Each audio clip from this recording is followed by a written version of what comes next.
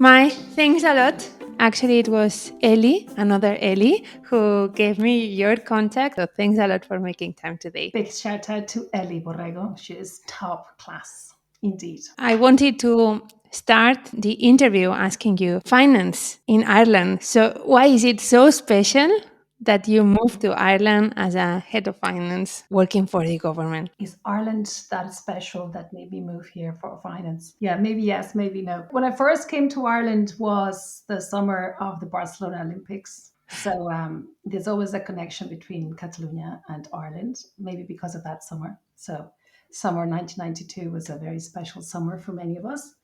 And I came here on Erasmus then. So finance wasn't really in the picture because I was doing something different in the UAB, La Autónoma de Barcelona, Universitat Autónoma de Barcelona. So I came here, I was studying languages. I did want to do business. I had to finish college. I did come back for postgrad. So you could say that finance and Ireland have been linked.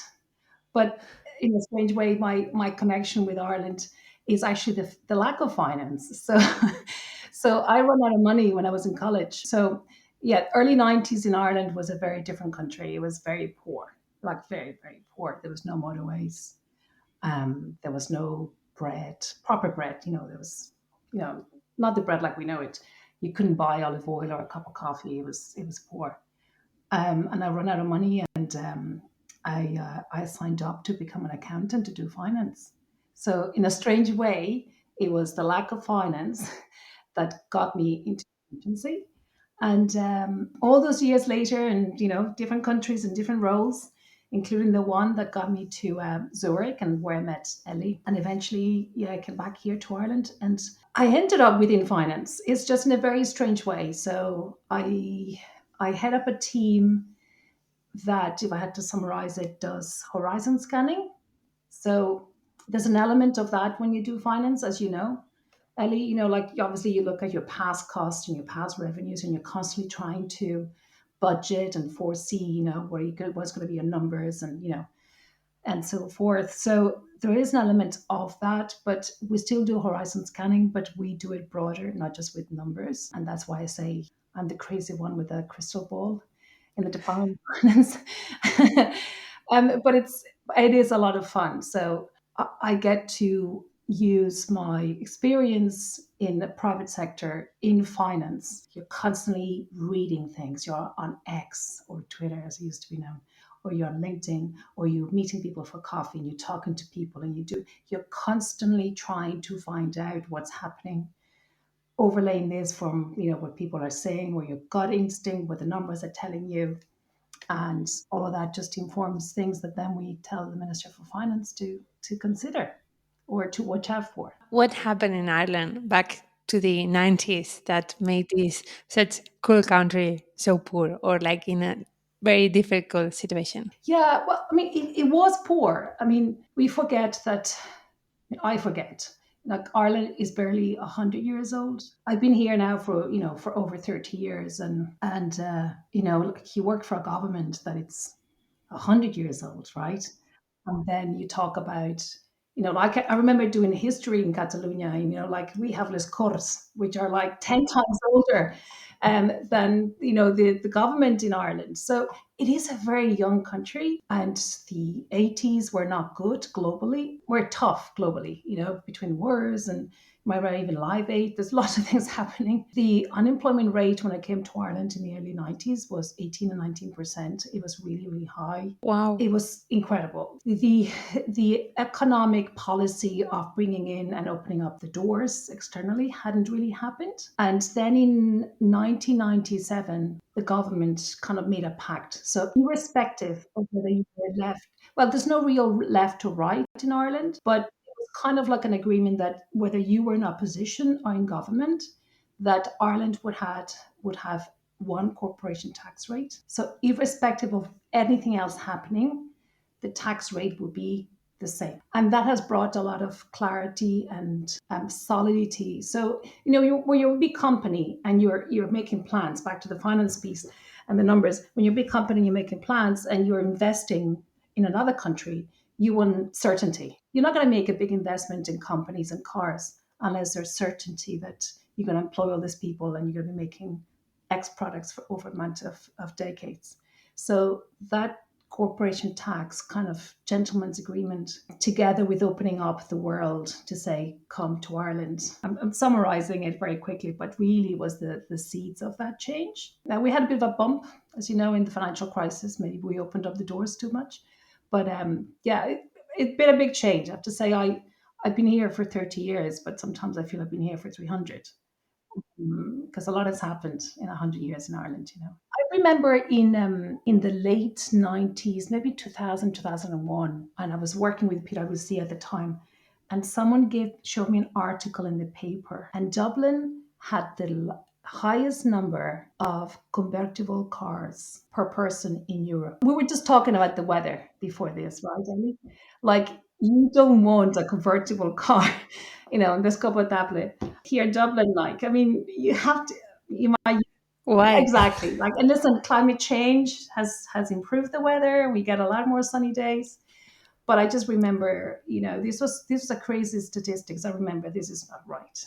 Like, it makes no sense. And 2 or 3 years later, obviously the financial crisis hit us. It was too much. So we went from very, very poor to then kind of opening up, and then there was a big bust. But yeah. But then why do you have the big techs moving to Ireland? So is it only because of the tax benefits, or is it, I don't know, is there anything else? I'm not going to lie, and I'm not going to speak for them either. But the tax rate, the fact that it doesn't change, it's clearly an advantage and a benefit and a sexy item to have. If that tax rate was very, very high, just because it stays the same, maybe you wouldn't be so attracted to it. Now, it's not low because there's lower ones, but it has just been maybe like Goldilocks. It's just been just right for a lot of those companies. But it's not the only thing, though, Ellie. I mean, and I have to say, I have to give credit here, because over the last 30 years, a lot of effort and money was put into making sure that there was a steady and increased output of graduates who were technical in several areas, whether it be in financial services or whether it be in technology. And then it speaks English. There's a natural connection between Ireland and the United States, where a lot of the obviously big tech companies come from. But I mean, now when we think of tech companies, we think Google, we think Facebook, right? But those companies did not exist 30 years ago. So it's nothing to do with, Meta and Google. 30 years ago, we had Dell, in HP, and we had the computer type. And then we have universities that have very good programs. And this is actually something that I saw when I was in UL, in University of Limerick. So if you are electrical engineer or software developer, you get to work. So for half of your third or fourth year, you're actually working in a company. So you don't spend 4 years just learning stuff, right? It's a win-win. You have all your Silicon Valley, say, type of companies. They want cheap talent, obviously, to get some work done. You as a student get to work and you get paid. Maybe you don't get paid lots of money, but you paid enough that you pay, that you share the rent with 3 or 4 students. So I had lots of friends, a lot of engineers, even a lot of lawyers, because it was not just technology. Like, so you could actually do a lot of particularly commercial law, so company law, and they knew they had a job if it passed exams at the end of the year. It did definitely manage to increase the pool of talent. So it, yes, some companies could come here and just, set up a big company and just make, I don't know, light bulbs or, widgets, as they say in English. But part of the growth was that there was talent in Ireland that could actually fill in more just, machine work. It was just like the back office work, the finance work, the legal form, all the kind of stuff. So we've gone from, I think I mentioned earlier on, like in the early 90s, unemployment rate was 18, 19% overall here. And I just looked at the data there a couple of days ago. It came out from the economics team, and it's 4%. Now at the moment, it's, as I said, it's full employment. It has its drawbacks, it has its bad things, Ellie. Like I paid €4.80 for a flat white 2 days ago, where I can buy untallat for €1.20 back in Catalonia, So it's prices have gone up now, and it's almost impossible to find a place to live. When's the last time you were in Dublin, Ellie? But hopefully you're gonna come soon, and I'm gonna host you, and Before we're gonna. COVID started, actually, it Oh was my my God! last travel, So you have to come but I back, love and it. then yeah, we'll have a proper coffee. Maybe expensive. Don't forget about the cost. But even here in Dublin, there's the whole Docklands area. I mean, a bit like the financial centre, in London as well, right? And like obviously Google started there and is taking up all these big buildings, and everything is kind of growing, and it's fascinating like that because you got Trinity College, which is one of the oldest universities in Europe. Elizabeth I, the Queen, set it all up. And then you just walk 500 meters, and there's all these cool kids, they're cool runners from, Baja California, like here, working in a couple of years on some tech company, which is pretty cool. I know you mentioned that as well. Like, you've lived obviously in Munich for quite a long time. And even like me, like when I remember when I lived in Zurich, there's obviously the people from where they're from, and the people who come in to fill in the void. So, like in Zurich, there's a massive financial services center, where I met Ali Borrego. And these were a lot of people there, for example, that work in our company that were coming from Spain and working there for 2 or 3 years. But then they go back, right? So there's less of staying in the country and being part of the fabric of the country. But in June of last year, I was lucky to become an Irish citizen. So when you become an Irish citizen, there's a massive, you're being invited by the Minister for Justice to go to a conferring ceremony. So you go to this, usually it changes every year, but this year was in the convention, last year was in convention center. And it was probably about 2,000 people in that room, right? People from all over the world. And, I say that I'm getting goosebumps now because it was quite emotional. I've been here for 30 years. I would not expect I would get emotional, but it's what was said that day that really made me appreciate how a small country has gone so fast, has grown so much in 100 years. Okay. So she was talking about, she literally just addressed all of us, and she said, look at the person left. Now, when you go to the conference ceremony, you're alone. Your family is not allowed to go there. So it's just you, okay? So everybody sitting there is becoming a citizen that day. And you go and look at the left and you look to the right, they ask you and you say, congratulate each other, because each one of you have your own histories, and, it's been hard for you. And, explains to this. And then she asked us, please go home and write the story of who you are and where you come from. And she said, because we are a richer nation because of you here. It was so powerful. There was something quite interesting as well. He said, it's your responsibility to integrate yourself. So when you go to the school gate, say hello to the parents who are there. But please don't forget your own traditions, because we're richer for it. Actually, I think first time that we met, I confessed that I'm a huge fan of the course, and Yes. I know that one of the last songs that they released is Ellis Island in New York. This Yes. small island where Irish people would arrive, or like coming like from a lot of other places, right? Mm. And I remember when I was in New York, like 3, 4 years ago, I like listening to the song and understanding Wow. the journey from Irish people arriving to New York, right? And I mean, there's a huge community of Irish people in Yes. New York. So, yeah, it's Yes, very nice exactly. to see So like closing the loop. exactly. And I just kind of think back to the innovation thing. This comes back to us. Like I know if you heard about this company called Stripe. Yeah. And the Collison brothers, they're students from University of Limerick. Yeah. And they would have gone on co-op. So they would have gone to America, and yes, they started over there, but now they're coming back. So there's this idea of we make the best of what Give we and have. take. And particularly as well, like there's a few groups as well of, say, women startups, women founders. And again, there's some kick-ass women out there. I'm just like, you are doing what? Amazing, amazing. You just said, right? Ireland is like 100 years old as a country. Do you think that this has a benefit on how you're adopting like new technologies? Yeah, it's a great question, and you're very right in saying that, because technology, and you know this, and you know probably that from your times in telecoms, it's moving so fast that the cost of updating your old technology, it's more than just buying something new, right? Legacy.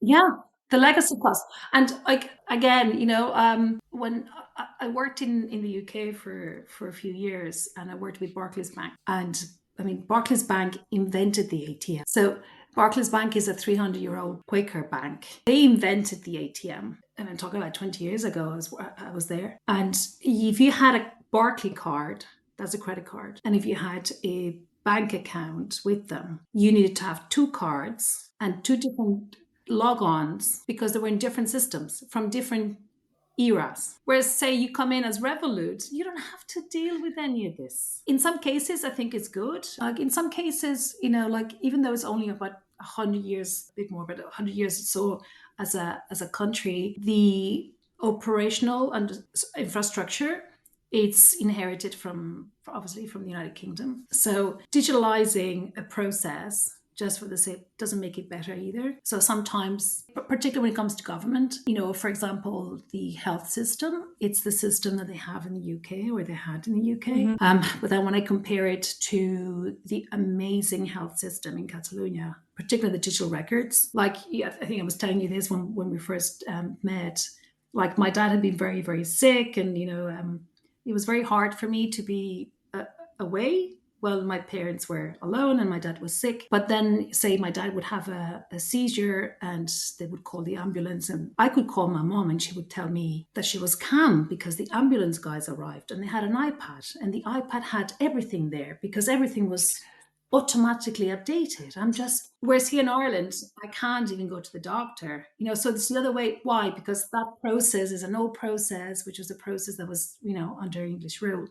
So legacy systems are costly, and a case of that is the global south, as they call it. Most of Africa and South America. Like look at Nubank, for example, in Brazil. So in the finance world and financial services world, I see the speed of technology development and the economies and the citizens that are going to benefit the most from that are going to be those countries that don't have legacy systems. Mai, when we take a look to the finance, right? I mean, your daily work is also taking a look to innovation and see how you can bring it into this new country. So, what type of technologies are you looking at? We try to look at everything, and it's going to be hard to not to, because at the moment everybody's talking about AI, and the EU just announced today this 200 billion new mega AI center. Ursula said it was going to be the CERN of AI. So maybe that's the case. Like, I mean, we look at it, at anything that comes new that we think will impact how we do business. The way I look at it, or we try to look at it, is people say, oh, it's FinTech, but there's nothing that doesn't have technology these days. Like nothing. You can't even wash your hands in a restaurant now without the tap having a solar cell. You can't even wash your hands or flush the toilet without some kind of mechanics to it. Like so in terms of technology, it's ubiquitous. It's absolutely everywhere. So the interesting nexus for us is, when is the technology affecting something that we do, that we're doing, or that we should be doing, and that it changes the risks and benefits attached to that? I'll give you an example of one of those that I find fascinating. This guy is working to produce feed for cows made out of seaweed. We have a coast in Ireland, so you harvest the seaweed, and you can have a seaweed bath, which is great. But if you make food for cows out of seaweed, the methane in their farts goes down and the emissions go down. Now, directly from a finance department perspective, no, I find it fascinating. I'm like, that's great. Why does it impact us? Because we have goals. We have goals for 2030. We are not reducing emissions to the rate that we wanted to.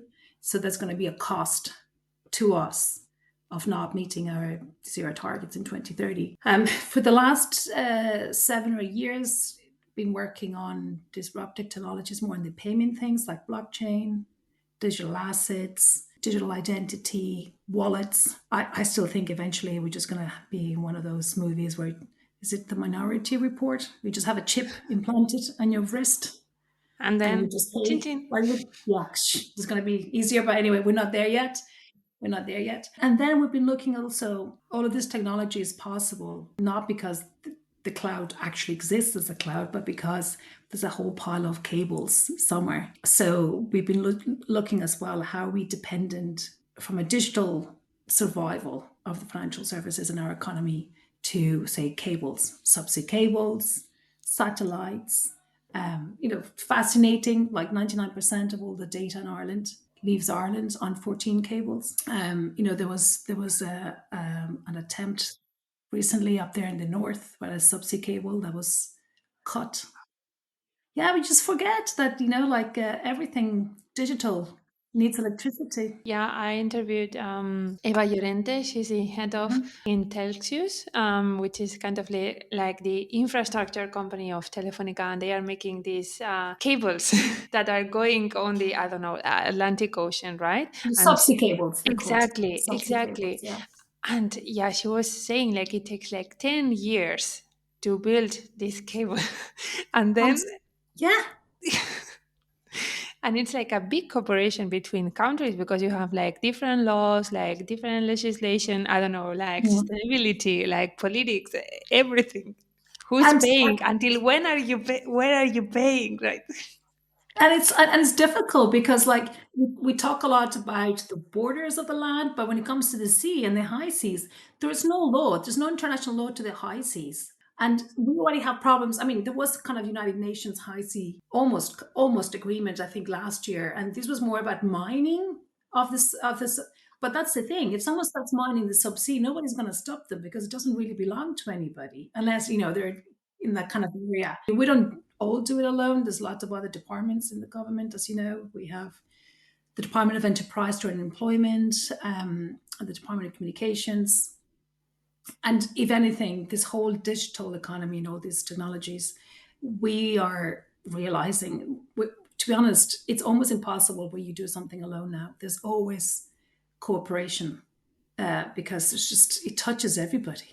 Could you give us maybe some examples? I think last time we spoke, you told me about a crypto example, right? Something that actually reduced the cost a lot, or like maybe I found it very interesting. I'm not an expert. I'm telling you that. I'm certainly not an expert. I started looking at blockchain technology. It's also known distributed ledger technology, or DLT. I started looking at this in 2017 when I started in the department because I could see these headlines and it said that Bitcoin was getting close to $20,000. Now the price of a Bitcoin is gone over 100,000 now. So imagine.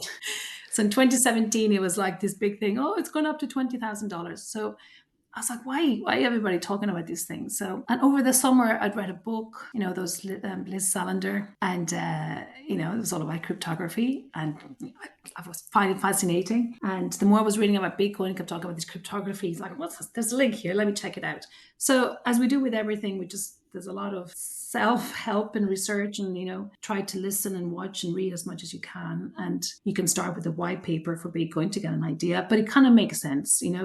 It's not the first digital currency or the first digital money, but the idea is that you can transfer value online from me to you, but without a bank. It's an interesting concept to grasp unless you understand how a bank works. And this made me realize as well how much about how our financial services sector works we do not understand generally. So the financial literacy can actually be quite low. So if you ask someone, do you know what fractional reserves are? The normal person on the street doesn't know that. They don't think about how a bank works. You put money in the bank in deposit. You put in 100,000 in the bank, 150,000 in the bank deposit. The bank can lend out three times that. So they actually don't have exactly 150,000, and then they take your money and then they lend it to somebody else because you're keeping it there, but maybe you don't want it tomorrow. So in the meantime, they can lend it to somebody else and pay you in the meantime. But understanding all of that, it's important because then you understand why Bitcoin was born. And the idea was, if I have something and I want to pay you, I do it directly and the bank's not involved. When you use a bank, you have to pay for the service. If I just pay you directly, like I'm sending you a text on WhatsApp, the cost is minimal. So you can see from a retail perspective, from a you to me, from a peer to peer, it's super exciting. The banks, obviously, if we all start doing this, they don't charge fees. Yeah, then they lose money, right? So this is the thing about Bitcoin. Like now, Bitcoin, like it's a blockchain, and then after a few years after Bitcoin came Ethereum, which is also distributed ledger. And then we have thousands of coins. Not all of them are good or bad, but it has opened up a whole, once we started thinking about we can pay directly digitally and it's okay. It opened up a lot of people's minds to how we do things. And in the past, Ellie, I've tried to explain this. Did you ever have an iPod shuffle? It was kind of like square, right? Something like Yes. this. Yeah. That was the iPod. But there was this thing called the shuffle. And there was this little square thingy. You attached it. So before this was invented, you had to listen the music in sequence. Ah, yeah, yeah, yeah, yeah. I know it. It was kind of like something you could put like on your jacket or something like this, and there were like, yeah, yeah, yeah, yeah, yeah. I know this Yeah. one. But why is this important? Because that piece of technology taught us that we didn't know that we could shuffle songs or that we wanted songs to be shuffled. We did it before then. We were happy. And if we didn't like the song, you just pressed forward. And if you wanted to go back, you just went. But that's all you could do, right? There was no random selection of songs for you. You couldn't shuffle, you couldn't. Like we have a word for it now. Before this invented, we didn't have a word for this. We didn't have a need for it. So with blockchain technology, there's been a little bit of this. It's like, sorry, we can pay you directly, and we don't have to go to a bank. That's amazing. And then there's whole new things that come to it, like with Ethereum, the smart contracts. You can program it to do certain things at a certain time. Like again, we can't really do that with money. I mean, you can do direct debit, but it's not the money does that. It's not the coin that does that. It's the bank that does a direct debit for you, right? And it's still changing though, Ellie. It's like it's still evolving. They're still doing, there's still new things coming up. But the latest really big thing is the growth of stable coins. And these are like Bitcoin and Ethereum, they're cryptocurrencies, but their money, it's kind of like an in-between. So it's not like you're peer-to-peer. You get if you ask me for something, I pay you in Bitcoin, I trust you because I know you. But if it's just numbers online and I have no way to trust who you are, it's very, that's the value of a bank, right? There's an intermediary.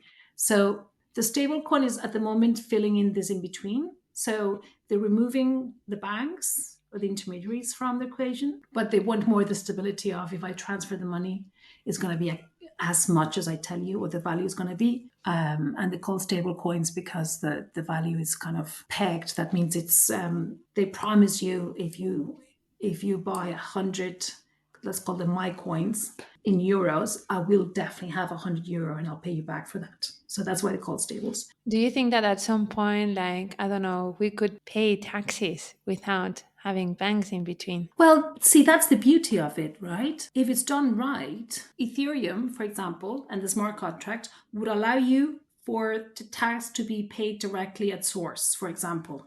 So you could be paying taxes as you pay for things or as you use them. So it's possible because it's programmable. So would it be a government issued currency? Maybe, but it's already possible today. But the key is going to be what digital currency will be accepted by any government if it's not their own fiat currency issued by the central bank. Sometimes it feels like you have this magic ball that you can see the future, like the new technology is coming. So, what technologies will come in the near future, or like what this magic ball says to you?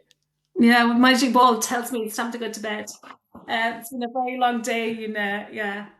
Oh my God! Started on with the news from Trump and finishing up with the 200 billion of AI investment in Europe. It's been a crazy Tuesday. Oh, Ali, I wish I could tell you, but I do think that AI and anything to do with the digital transfer value together with a digital identity is going to take over our lives. I think though it'll take longer than we think, and what I mean longer is that the technology is here but we're just not ready to accept it the way it is. But the underlining and the supporting framework is just not there. So can we have digital IDs? Can we have government issued digital IDs like they have in Estonia? Yes, we have all of that. Yes, we can have all these bits. Look at what AI is doing. Absolutely incredible stuff every 2 days.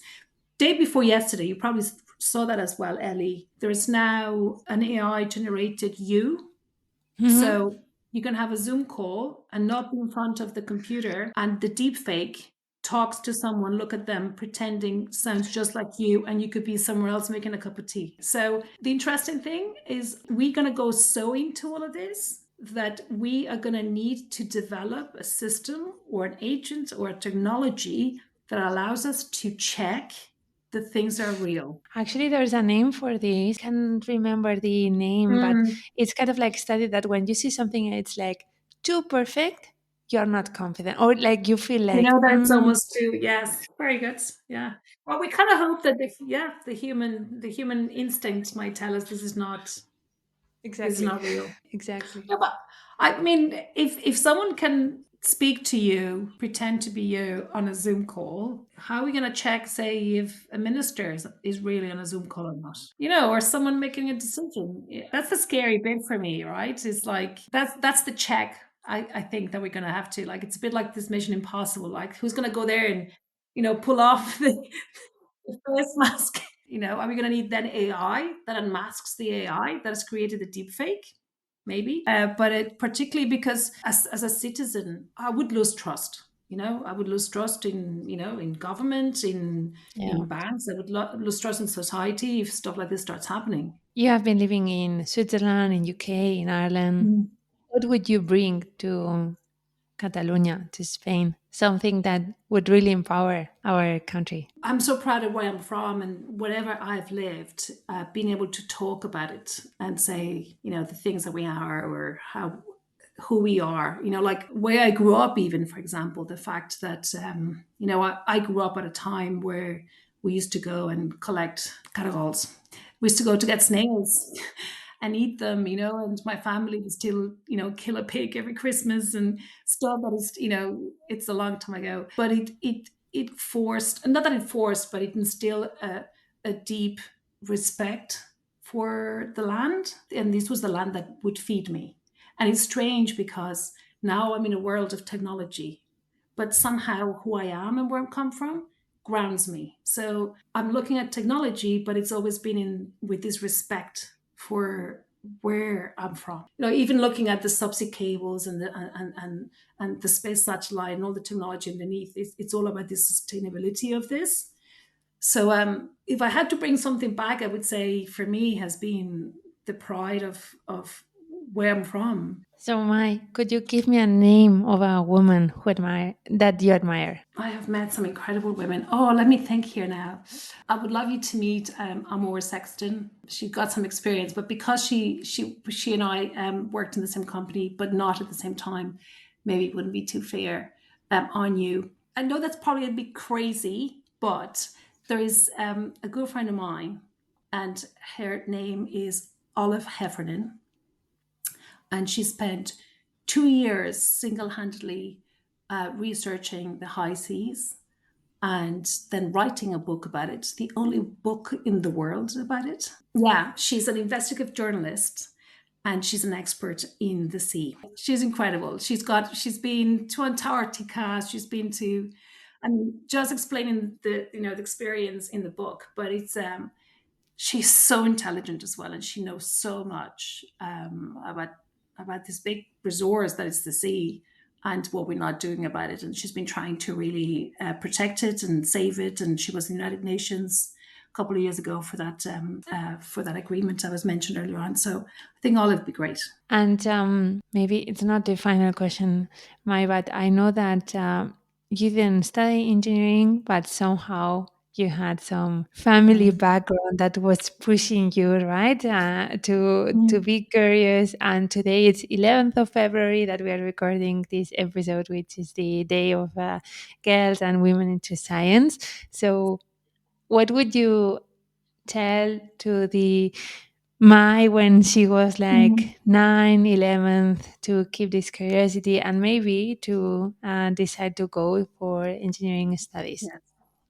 I would say don't listen to the voice in your head that tells you cannot do that just because somebody else told you cannot do it because you're a girl. I would just say your gut feeling, this is what you want to do, go for it. Nothing's going to stop you. But at the end, Mai, you ended up with technology anyway. So I think that we always find a way, right?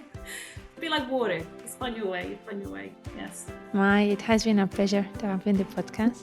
That's just been all month, Nelly. You're incredible. Thank you for doing this and for giving all women a voice. This is really good. Well done.